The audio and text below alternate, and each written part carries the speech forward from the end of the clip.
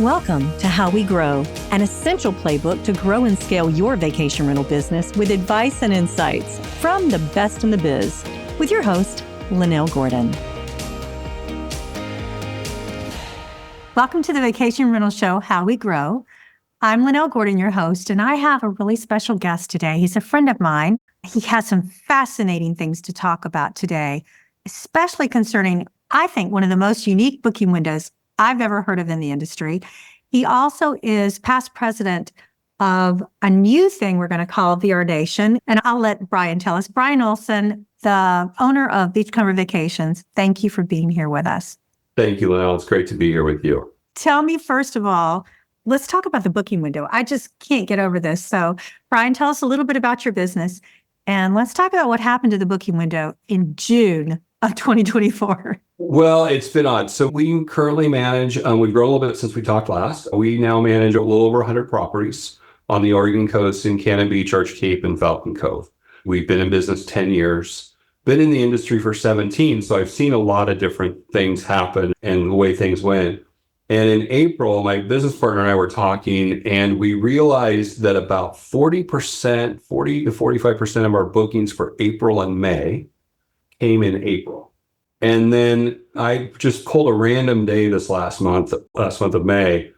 And in that day, we took about 17 reservations, and 60% of those, and I think it was around the 10th, so we were a few days in, 60% of those came in for the month of May, which is just highly unusual. It's a little nerve-wracking. We are what I call a legacy vacation rental market, because we've been doing it for over 100 years in our area. I mean, there's been vacation rentals here for that long. So we have people that book a year out, some of them 2 years out. The ones that come back, I have a family that's come back for 28 years. So to see the short booking window is pretty interesting to me. I have some theories in my own little world of what's going on. We're in a drive-to market that relies on a lot of tech companies. We're drive-to from Amazon, Nike, Intel, Microsoft, all of those companies. And I think there's a little fear of layoffs in the tech industry. And I think people are just waiting. You know, they don't want to book 6 months out because they don't know if they're going to have a job. And so I think that's what we're seeing. So it's not unusual to have that booking window. It's unusual for you to have that booking window. That's what I'm saying, because I think about our other markets that I'm used to studying. I haven't seen that. We see this booking pattern sometimes in Hawaii. I've seen it down on the Gulf Coast. I've seen it in other parts of Florida, but I've never seen that in the kind of market that we're talking about. We're talking about people, like you said, that come back year after year to the same beach for the week for their beach vacation. So I'm just glad to get your theory, because I was totally mind-boggled. I had a dozen different things in my head, including the new Google algorithm update. And I was like, I wonder if that has to do with it. Tell me your thoughts again on the booking window and the very short booking window, because we're seeing it. Well, number one, it's election year, and that always skews things a little. When it's presidential election year, we've seen that historically on the Oregon coast, that it skews things. But I think tech layoffs, people are concerned whether they're going to have a job in July. They didn't want to book in January, February, so they're hoping. And because of this delayed booking window, there are things available. Yeah, there are. And tell me about pricing. What has it done to pricing? Our ADR is actually up.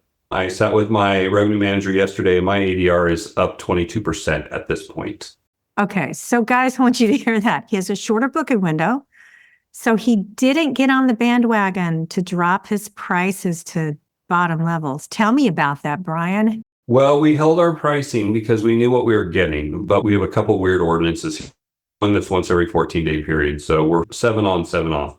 We've held that 7-night for those guests because that's to maximize for the owner. That doesn't have that requirement, we have lowered to 4 and 3 night minimum stays, which has helped keep that ADR up and fill us up. That is fascinating. I'll tell you why. Because the booking window has shortened for one of the beaches where I have a vacation rental. And for the first time ever, I have a 4-day rental. Yeah. It was very profitable. It's much more Absolutely. profitable. Absolutely. Your ADR is up and the booking window has shortened.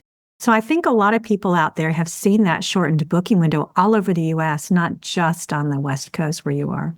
No, I've got an owner that owns a home on the East Coast as well. That's a vacation rental and a vacation rental market. And his June was a little soft as far as stays, which there's a whole, my other theory is the school's back.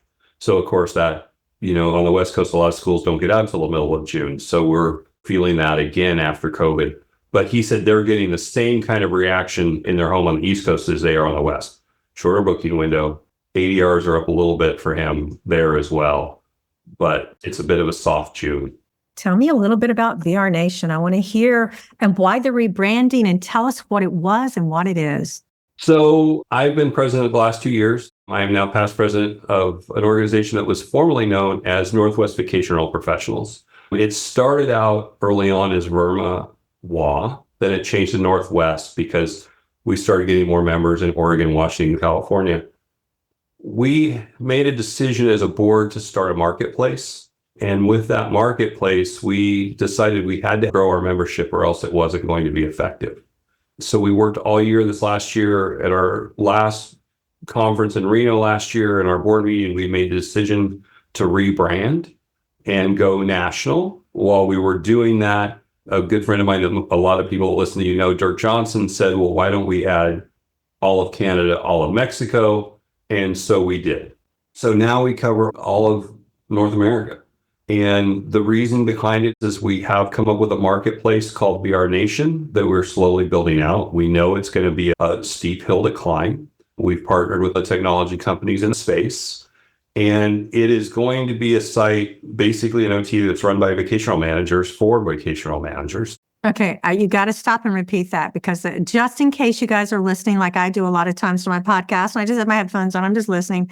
He just said something extremely significant, and I was waiting for him to get to it. You're doing what? We have an OTA that's run by vacation rental managers for vacation rental managers. Okay, so that was the dream that was once about 15 years ago. Yes.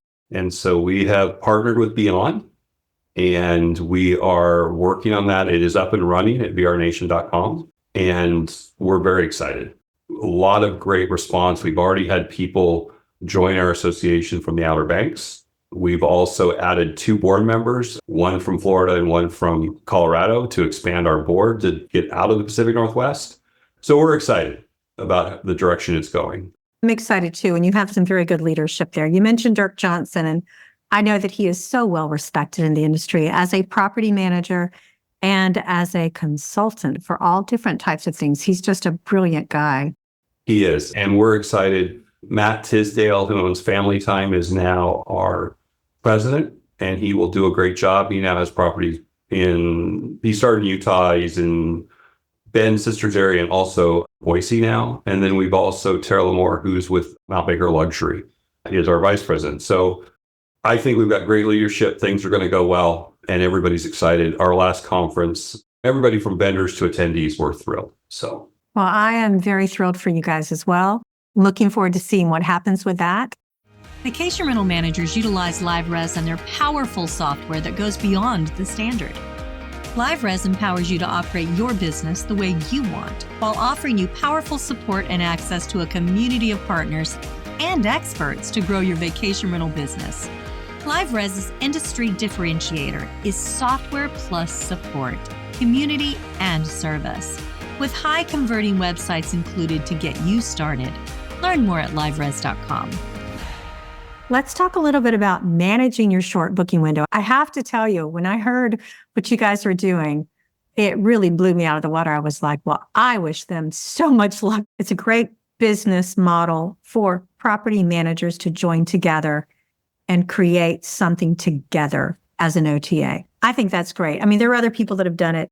The 100 Club is quite successful at that, and not exactly the same, but it's the same type of organization where you're bringing property managers together who are brilliant. You're handpicking people that they're going to really help you move that needle.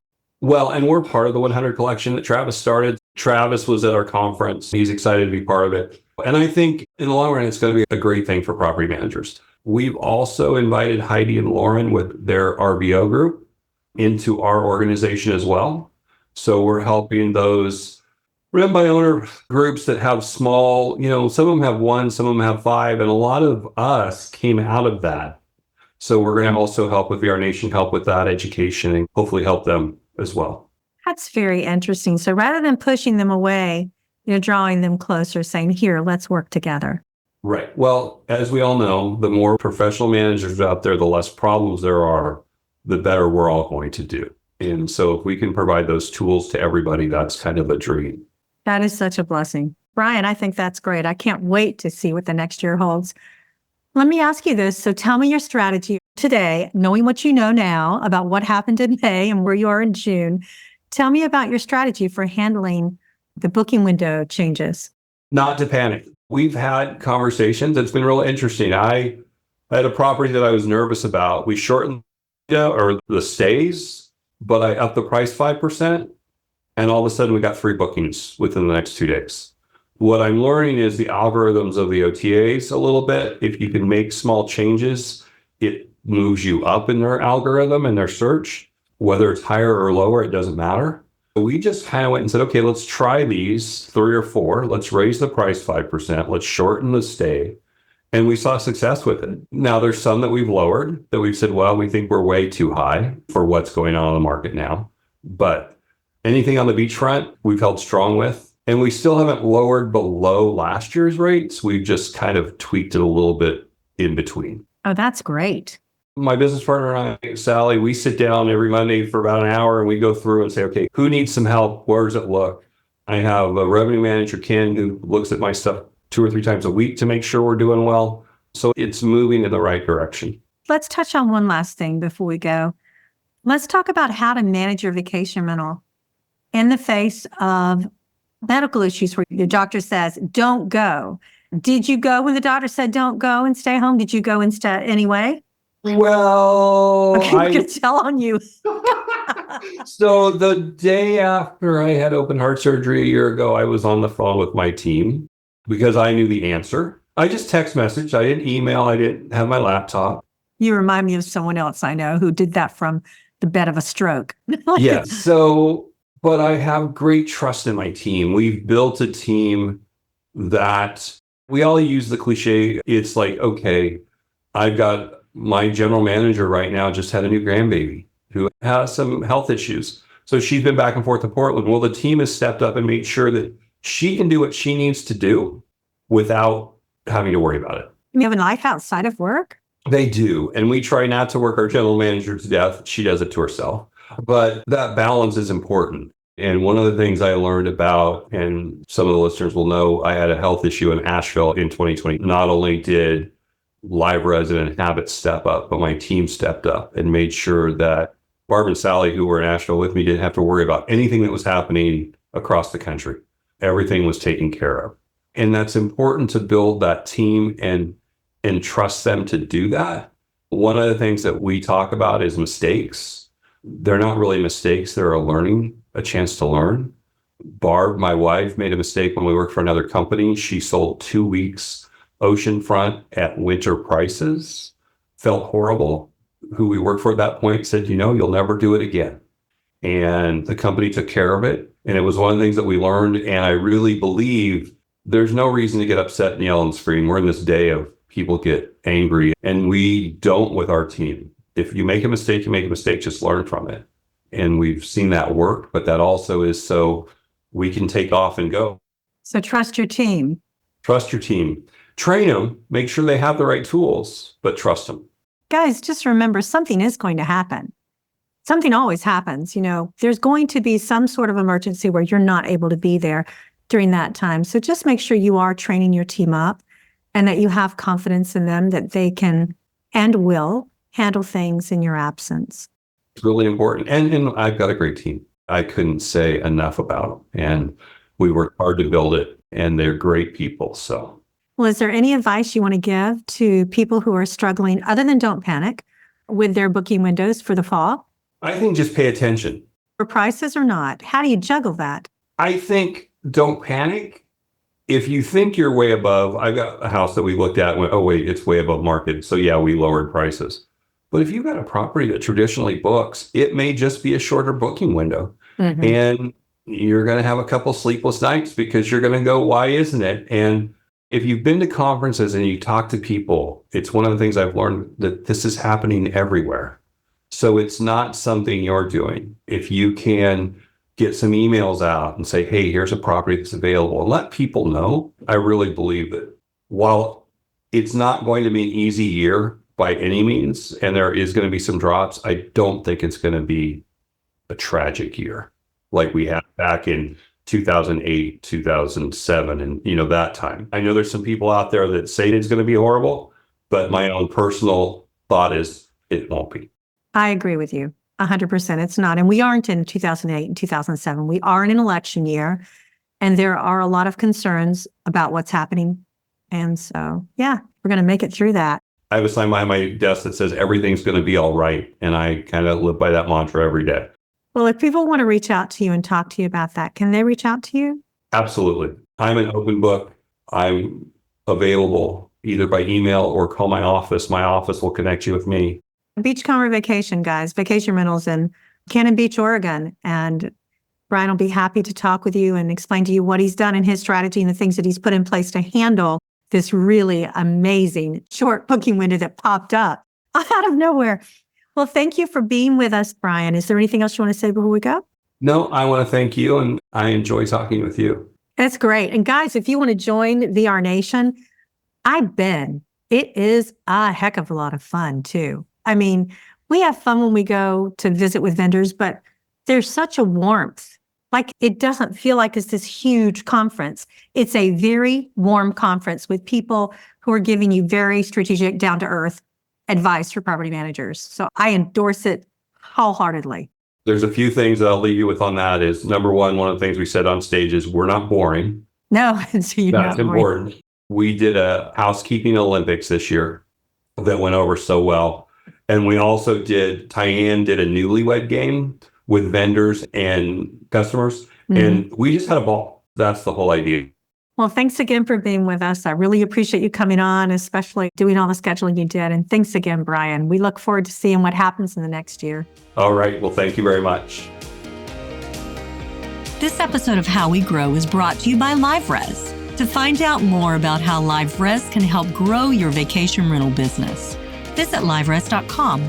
Make sure to search for How We Grow in Apple Podcasts, Spotify, and Google Podcasts, or anywhere else podcasts are found, and hit subscribe so you never miss an episode. On behalf of the team here at Inhabit, thanks for listening.